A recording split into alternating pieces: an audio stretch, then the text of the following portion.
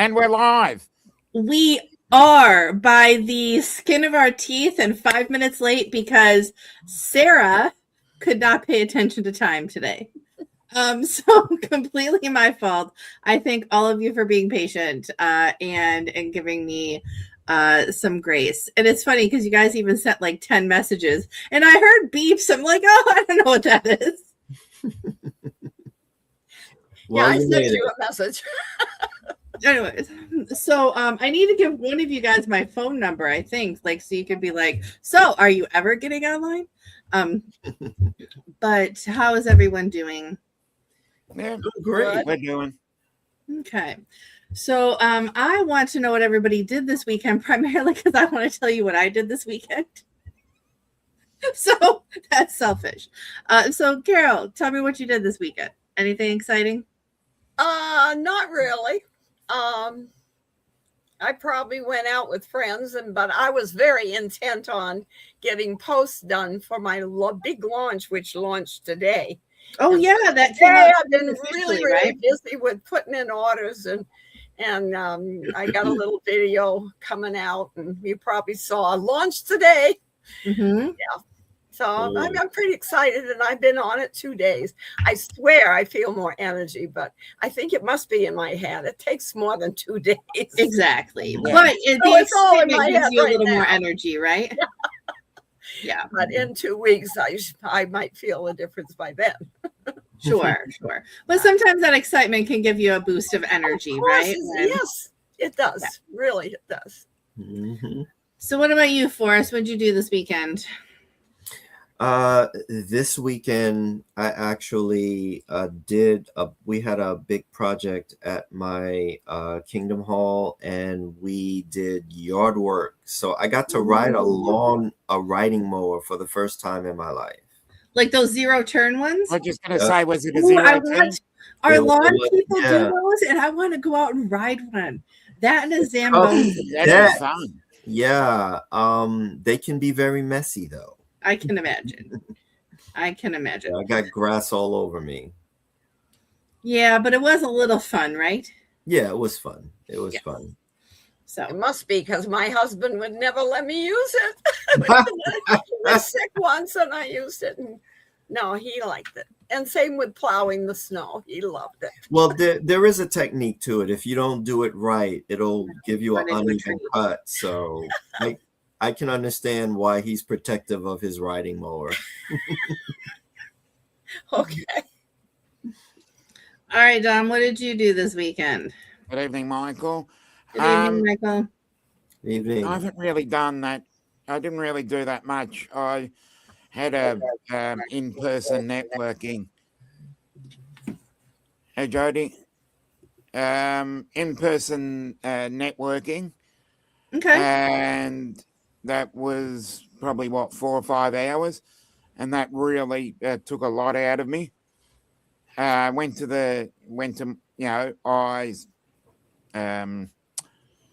had a rest on Saturday. Went to my football on the Saturday night. Had a rest on Sunday, and finally saw the sun after probably 5 or 6 days. Wow. Well, I'm glad you found sun. And we're nudging the 60s. Just so you know. I have to go 1 minute. Okay. Just step away. I'm just trying to mute. All right, you're muted. Okay. So yes, you have had a problem with the sun this time of year. That is for sure. Are you saying 60s Fahrenheit to convert for us? I say it in Fahrenheit when everybody else is in the... No, I just didn't. I was like 60s Celsius. You're dead, maybe. I don't know. Yeah. I mean, borderline. I don't think you could go outside. So it's like those weathermen every once in a while where they mess up the temperature on the map, and they're like, "Well, everyone in Minnesota is dead," and then they go out. It says it's like 13,000 degrees or something. Yeah, as I said, I generally, when I get on a panel show with people from America, I always do it in Fahrenheit just to keep you happy. So you know what the hell I'm talking about. Much appreciated, Dom. But yes, the conversion does help for sure. And it's that time of the year when we're going to get near the 70s. Love it. Okay. So here is still hotter than Hades. And it was like 90 some the whole weekend, basically.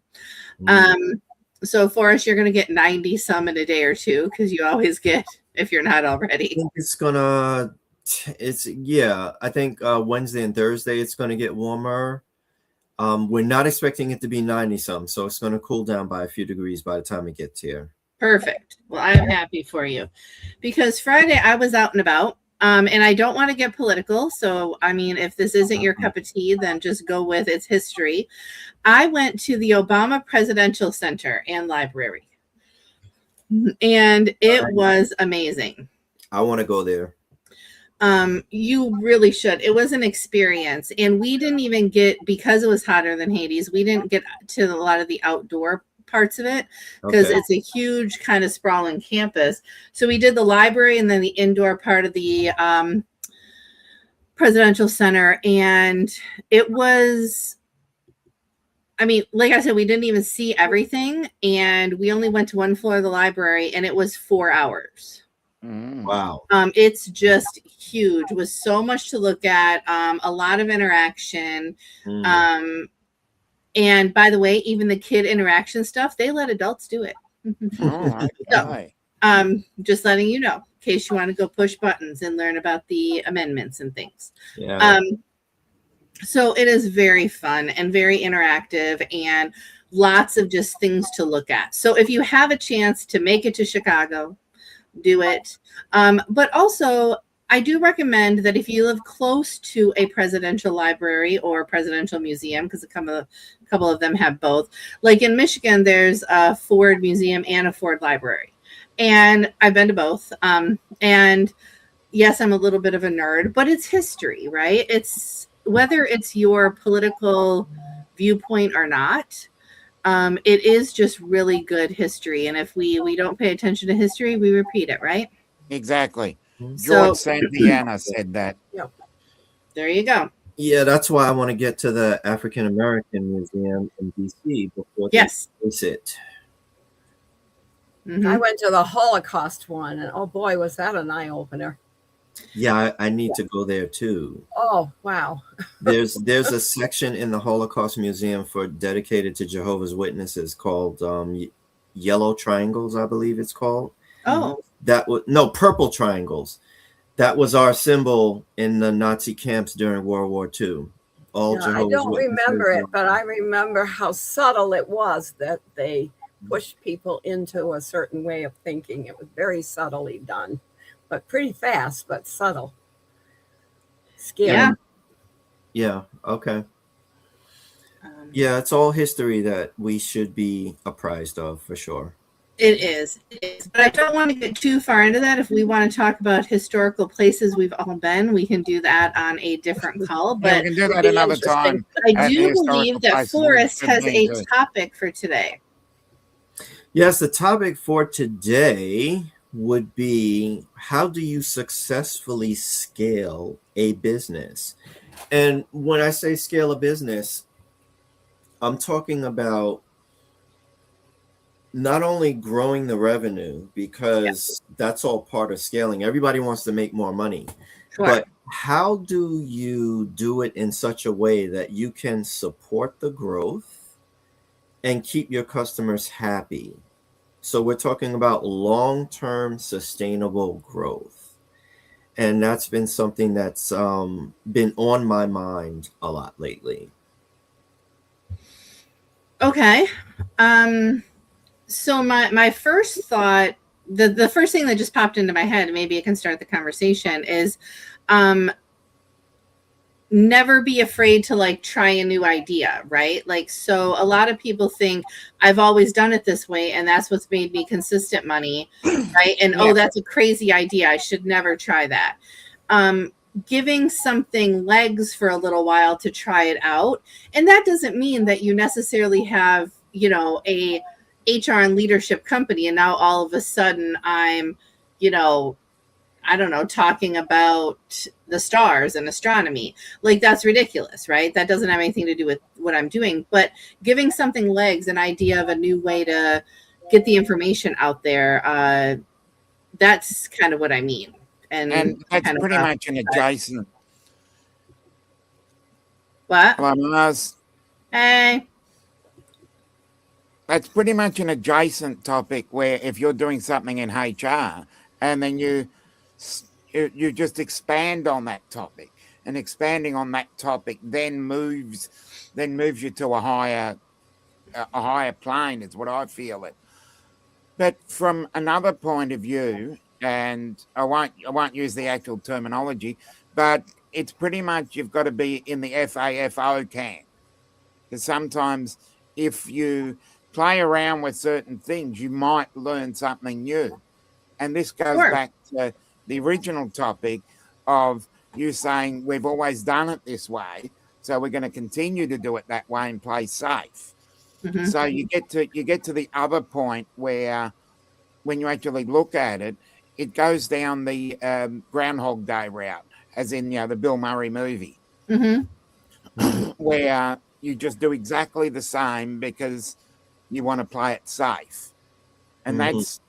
And I've done several topics on the whole Groundhog Day thing, because you've got to get to a point where if you're going to go forward, you've got to try something new. And you've also got to roll the dice sometimes.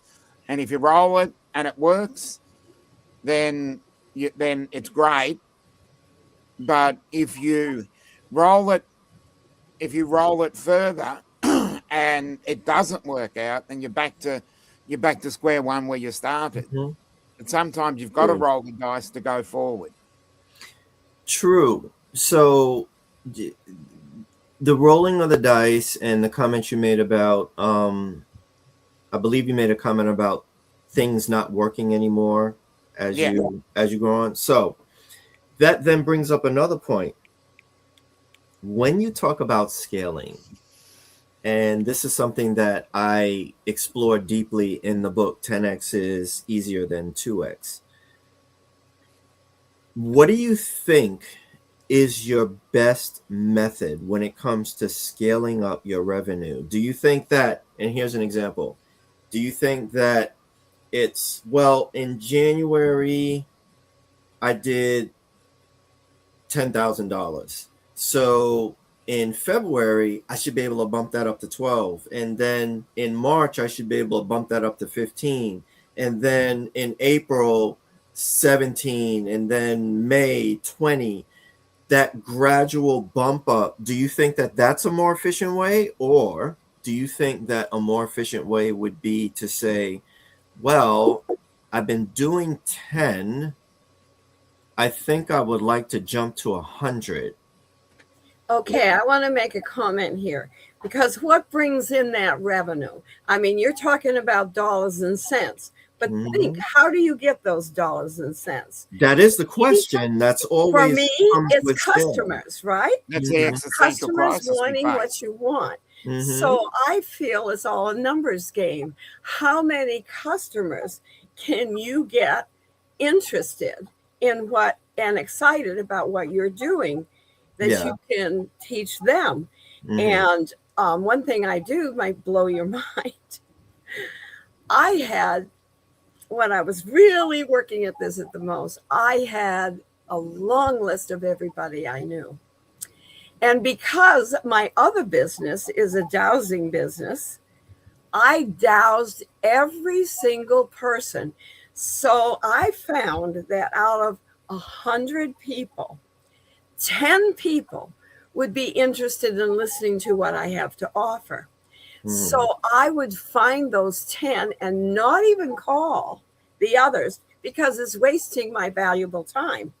And sure enough, all 10 would be interested, because dowsing doesn't lie. And so that's how I built my business, through dowsing, and knowing that it's a numbers game. The more people you get, the more revenue.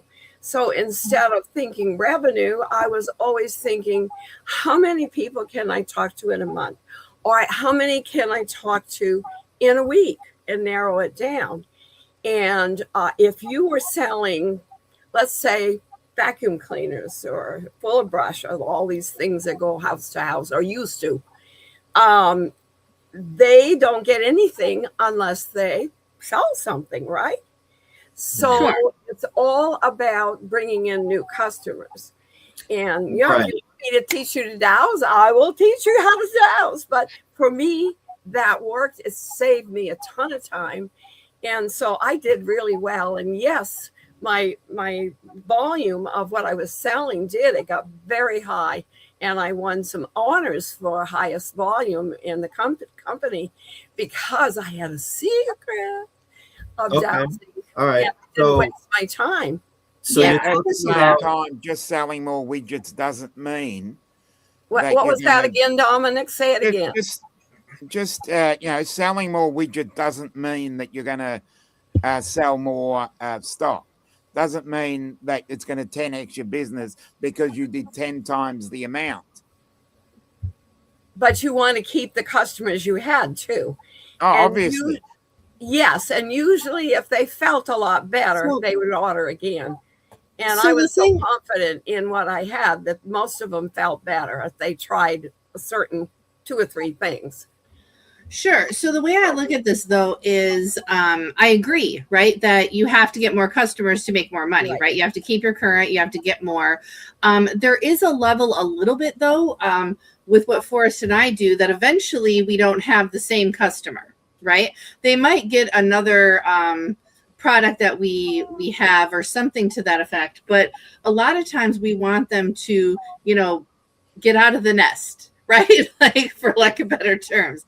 At least I'm speaking for myself. Forrest can look at his from a different point of view if he wants in a second. But for me, when I get a client, right, eventually I want them to get out of the nest and refer me to other people. And so, how do you get those new customers? And I know how I have been working on that, but how do each of you, like, what is one tip or trick that you can give to people watching of how to find that new customer, at least within your industry? Give them an incentive. Like they get $10 from the company and $10 from me for referring someone. The person That becomes that a referral system. refers the person, so they get $20. Sure. And I haven't pushed that enough. I think a lot of them have forgotten. And that is a good way. Plus, the new customer, because they were on a referral, gets $10 off their first order. So, yeah, it's kind of a win-win. What about you, Forrest? What's your main tip or something you can give people to find that new customer? Well, there's 2 things. You want to get testimonials because Sure. those are powerful. And if at all possible, don't let it be a written testimonial. Let it be a video testimonial. Then nobody can say, oh, you just made up that person's name and wrote it and stuck it on your website. A video testimonial, at least for the present, is pretty Sure. reliable. We all know there's AI out there, but we're still going to go with the video testimonial. Well, and you can always take a quote out of that testimonial too. Like if you want it to be written somewhere. Yeah, you can know do what I'm that. saying? Yeah, definitely. The video gives that double-edged kind of concept of Right, usefulness. right. And then the next thing that you want to do would be similar to what Carol does. What I do is if you refer someone to me, then I will pay you X amount depending on what package they get from me. Now, what I'm doing, right? Bless you. Excuse me. What I've been doing, working on lately, I should say, is formal affiliate links. So I want to get a system in place where I assign a link to you. And when you publish that link out there, if somebody clicks through to it, it gets tagged with your name. That way I know that even if a year from now that person decides that they want to buy something from me, then I know, oh, that person came through Carol, that person came through Dom, that person came through Sarah, and I will pay you accordingly. So incentivizing is good. getting more customers is good, but there's something else when where time is limited. For instance, when I first started this, my goal was charge X amount of dollars an hour, get a bunch of clients, and make a lot of money. Time is finite. At most, you have 12 hours in a working day. To be practical, you've got Sure. 12 hours in a working day. In that day, you have to do admin stuff. You have to create content. You have to schedule sales calls. You have to close people. Then you have to actually work with the people that you work with. So a tiny percentage of your day can be devoted to actually fulfilling customer orders, whether that order is a product or service. So when I talk about scaling, I'm talking about how do you ramp up your revenue knowing that time is finite? Mhm. What you do. So in Carol's situation now, I don't know with dowsing how you work with people. Do you do it in a group? Do you do it one-to-one? Oh no, I take the list and I go down through the list and douse. Would they be open to what I have to offer Okay. to feel better? Yeah, that's Right, how. right. So I'm talking past that. All right. Okay. So you've gone down the list, you've got the people, you've got the actual clients. How many can you handle at one time? Well, I always did only 3 a week because I Okay. only could do it justice if I Right. did 3 a week. So That was my then, goal. So then for you, scaling would be how do you break past 3 a week? Because you're self-capping your business when you say I can only handle 3 a week. So then the question there would be, in order to scale your dowsing business, how do you make it so that you can handle more than 3 a week? Or Maybe once you'd have to become more efficient. Or could you bring people onto your team? I do. Well, I do have teams, there's and my goal is to get them self-sufficient so they can run their own business. But they're under me until they can learn, and then they go out and do their own thing. And Okay, do you get a so- percentage of that? Yes, I do. and you Okay. get that percentage in perpetuity. Yes, All right, money. cool. So then there's your scaling thing. How about you, Dominic? How would you scale your drone business? There is the other topic we haven't discussed: AI agents. Okay. It- So because what you can do now with the technology we have, you can actually turn them into workers for you, and you just let it go in the background, and it does basically everything for you. that's part of it, yes. Yeah, and I had a good experience with that last week because I actually used Claude to prospect for me, and it was incredible. Really? How'd that work? It worked beautifully. And the beautiful thing about it is I just thought to myself, what can I use Claude for? And I said, okay, Claude, I've heard some chatter about using Google Maps to prospect. And Claude said, yeah, that's something you could do. So I gave Claude the parameters of my ideal customer. It asked me some questions, and then it went out and I gave it towns and zip codes to actually prospect in. It ran in the background and gave me clean lists of people to contact that fit my ideal. And it condensed hours of work into minutes. So then I had my list right there that normally would have taken me many, many hours to go through and test this person and see whether or not that's a good person or not. So that's one example of what Dom is talking about. Yeah, using the technology for your own benefit. Right. Because we can all say, oh yeah, we'll just go out and you're one person. So it's easier and cheaper to go with the AI agent. One, because they don't sleep. They don't need rest. Mm-hmm. They can work when you're asleep. Right. Mm-hmm. So we're all about revolutionizing. We're working smarter. We're not working harder. Because Right. if you want to say 10 times your business, when you look at it, 10 timesing it means that you have to do 10 times the work. Why not let someone else do it when you're asleep as well? I'm glad you made that statement, because people might think when you say 10x, it's a linear progression of 10 times the work. Yes, that's what Yeah. I think. But if you would read that book, 10x is easier than 2x, you would see that it's actually not. In order to go 10x your business working linearly, and you say, well, it's so you just do 10 times the work. Yeah, you can hire the people, but at some point, even that becomes unsustainable. Mm.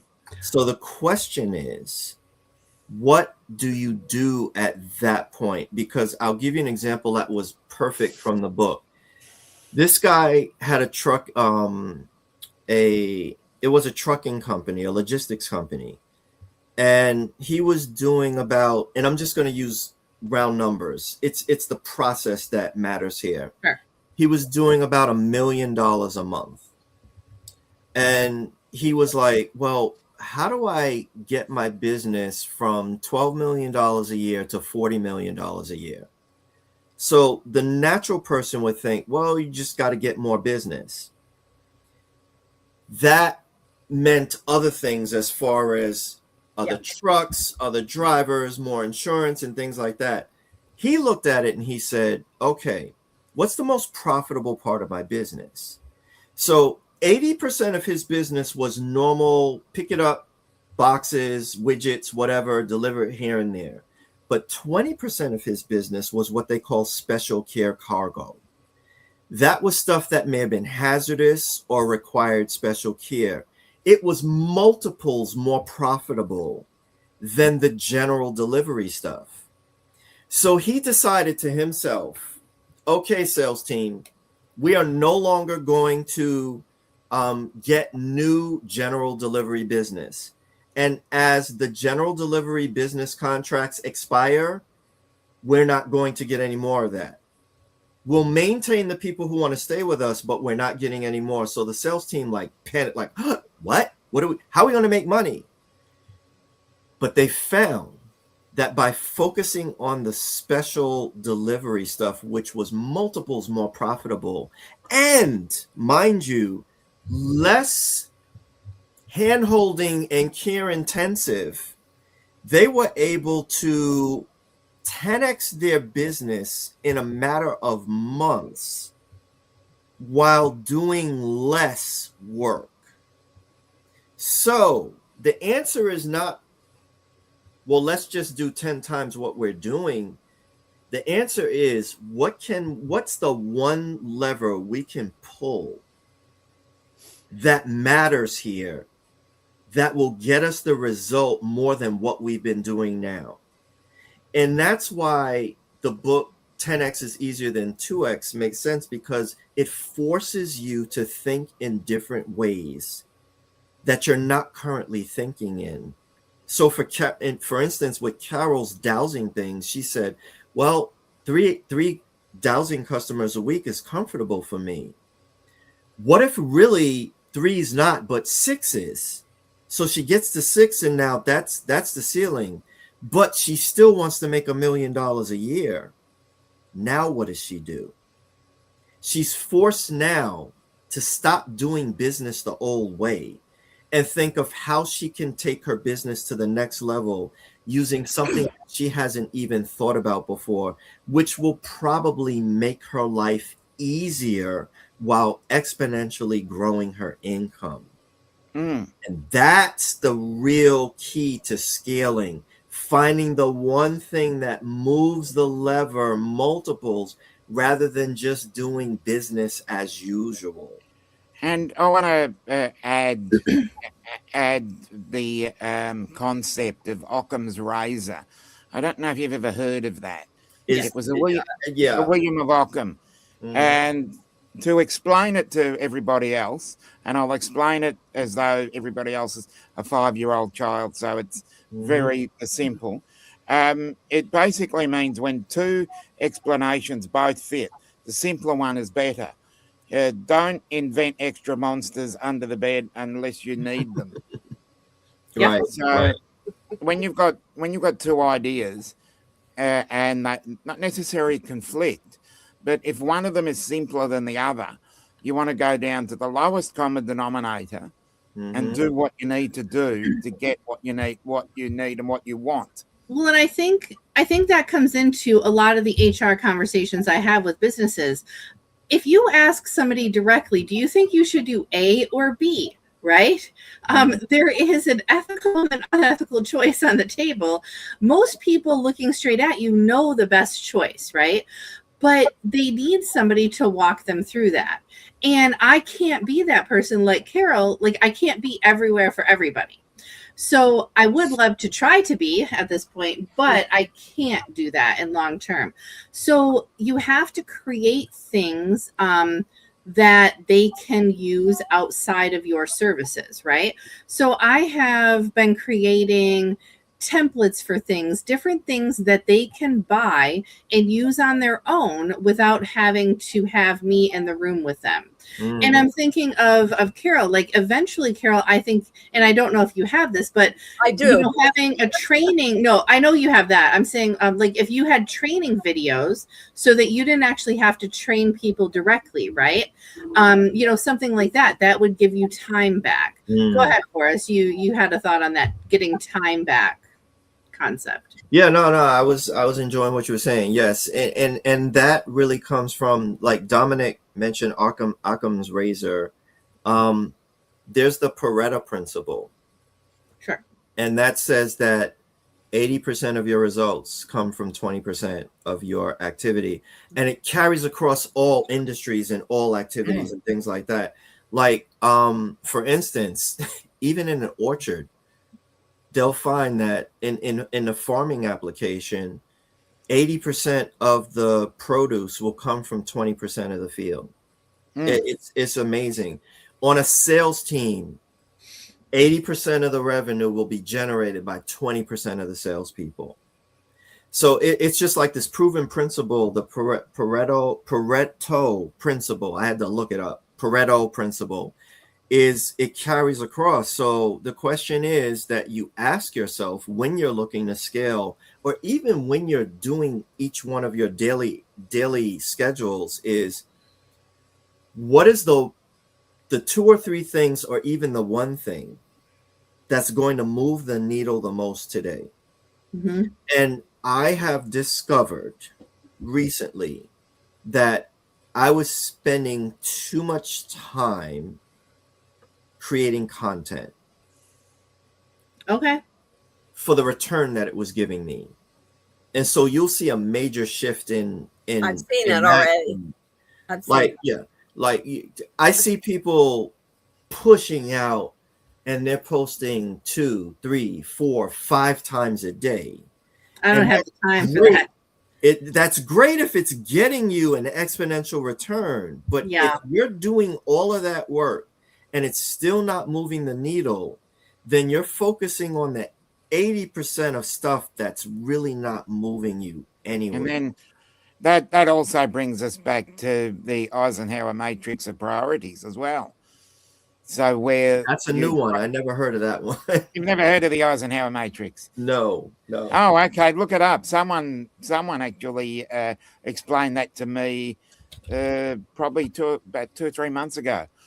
And what you do is you prioritize things in a fashion where it makes you feel happy.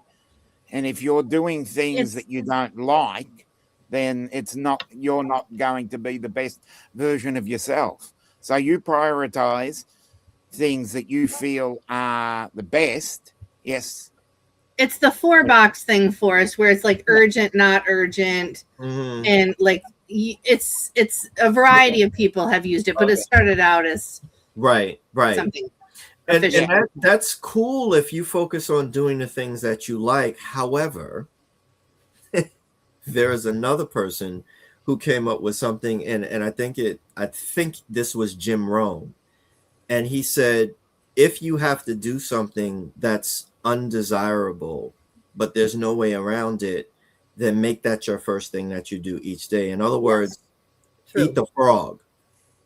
Eat the frog. If Get you it have to over eat a with. frog, right? Eat it first thing Get in it the Yeah, morning. eat it and never first I forget thing in the about it. understand morning. Get it over with.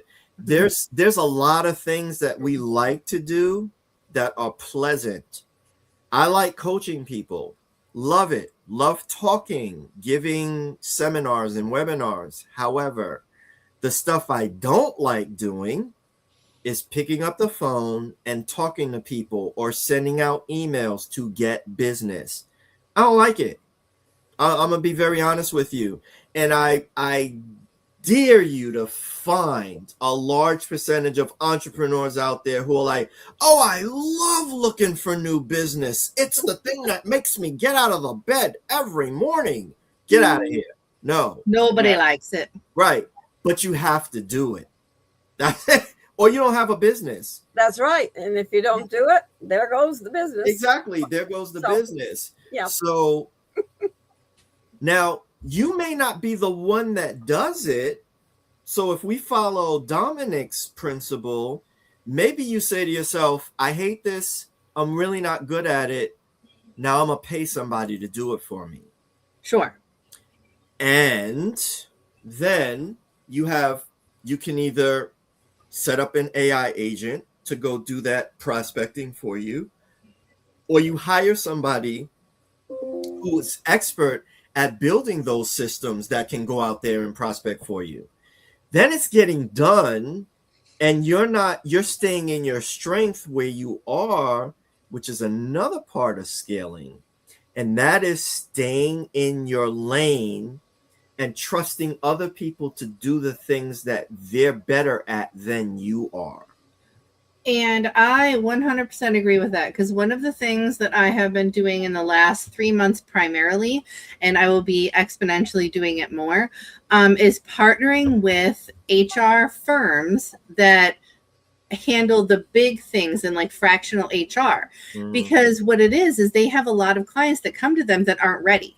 Mhm. And so now my services get you ready for your first hire. Right? Mhm. These fractional companies come in and they want everything kind of set, and they just take over. Mhm. And so I'm now getting referrals for those things. I've sent out an agreement. He wants to talk tomorrow about the scope, but it's the concept that finding those people and even partnering with them, let them do their thing that they do well. You do your thing and refer back and forth. It can work. Mm-hmm. Yes. Yeah. So I like the idea that you had Claude doing a lot of the prospecting. Yeah. Sure. And you probably pay for your Claude. $20 a month. Yeah, because I have GP Chat that I pay for. I wonder if they could do the same thing. I have both of them, and no, Me they too. cannot do the same thing. They can't. Claude has this function called co-working, and it allows it to do things in the background and manipulate the tabs that it's in. So I'll give you a perfect example. Today, I opened up my Claude bot in my YouTube tab, and I said, I want you to go back over the last year, look at my videos, and see which ones got the most likes and the most comments. And so it did that while I was working on some other stuff, and it produced a report. Very simply, handed it to me. I took that report and put it into my other Claude app, which is my overarching thing. And I said, here's the report that the Claude Tab app came back with. I want you to look at this. And I have a board. I've created a virtual board, when I tell you, consisting of Myron Golden, Cody Sanchez, Jim Rohn, Jeff Bezos, Steve Jobs, and I forgot the other one or two people that's in it. Okay. Claude then clones their personalities. And then when I ask it a question of my board, it actually answers in their voice and gives me the top 2 or 3 people best suited to answer that. And they each give me an answer in their voice. It is amazing. And they don't even know about it. No, why would they know about it? But it just goes to them and picks out their personality. Yeah, and Claude will do my deep gosh. research. It will grab everything that about them, their tone, their knowledge, their teachings, their structure. Oh, Tony Robbins is another part of yeah, it. I like it. And so it's amazing how it will grab the people who are best suited to answer that thing. And you can instruct it to say, if I ask a question about this, don't you dare ask that person for an answer because they're not well suited. For instance, you wouldn't ask Jeff Bezos about relationship advice. You just wouldn't. Exactly. You wouldn't ask Steve Jobs about relationship advice. That's just not the person. However, when it comes to different areas, each person has their lane. AI shortcuts the time. It shrinks it down so drastically that I can move so fast now. I can pivot so quickly and come up with solutions and answers and things. Yeah. It just I am with blows you. my minds. But you have I to use know both how chat. to use it. You Yes. got to know how to use it. You got to know the right prompts. And I use both Chat and Claude. I pay for both of them because they really do, and we're not going to get into it more right now. They really Well, do we've got a vastly topic different for next things. week, then. Yeah. Yeah. How AI can impact your life in a positive way, right? Or you talk about banh mi sandwiches on Saturday and AI is throwing things into your feed on Sunday, which is exactly what happened to me. Okay, so we are at 42 minutes. So just in case people don't know us, let's go around the horn and do a quick intro because we didn't start out with that. And then Dominic can run us, he'll end it and do his ending thing. So Carol, who are you? I'm Carol Gator. I'm from Florida, USA, and I am a longevity mentor. And I am extremely excited right now about a launch that we launched today that makes your cells 8 years younger. And who wouldn't want to look and feel 8 years younger? And I'm using a test group of those who are already bought it and are going to start trying it when they get it. And anyone out there want to be 8 years younger? Talk to me. Well, and what's funny in my head right now is I wouldn't mind being 8 years younger in just physicality, but my 8 years ago, I'm not sure. Yeah, it helps your. I loved my 7 years ago, right? But my 8 years ago, I'm not sure about that. It's your cells, not what you went not through. your brain, right? That just went into my head, though. I'm like, oh. All right, you might not want to go through what you went through. Right. All right, Forrest, who are you? So I am a business freedom strategist, and I help business owners make their businesses more profitable, buy back their time freedom so that their business is not so owner dependent on them, and build the value of the business so that if and when you decide you want to cash out and go live in Florida or Tijuana or wherever you want to go, you can sell your business quickly and at top dollar. I love it. I love it. And I just realized, Dom put his company down there. I was like, I need to put my title, not my company. But so I'm with Off the Beaten Path Consulting, and I build HR and leadership programs for small and medium-sized companies. And I do leadership coaching for individuals occasionally. But all of that is really boring. So I develop different things like adult coloring books or coloring books for adults, as they are. And I'm also creating a children's leadership series right now. So that's kind of fun. That's what I do I need to get out of business mode and do something creative. All right, Dom, who are you? And end us out. Dominic from Moorside Hawk. I create high quality aerial visuals for your business, for your property, for your event, and I don't do weddings. We need to finish on a mental health note firstly. We'll just take a few seconds to discuss that. Mental health doesn't always scream. It sometimes it whimpers, it stays home, it stops caring, and it gives up. Sometimes the person laughing is the hardest, fighting a war that nobody can see. So check in, listen, speak up, ask twice. You may never know what someone is carrying, and sometimes there is everything they need. And on that note, I have to finish off on this. I was just reading that scientists have recently grown vocal cords in a petri dish. The results speak for themselves. Ba-dum-bumps. Bye, On the everyone. bombshell. Oh, that's good. It was wonderful.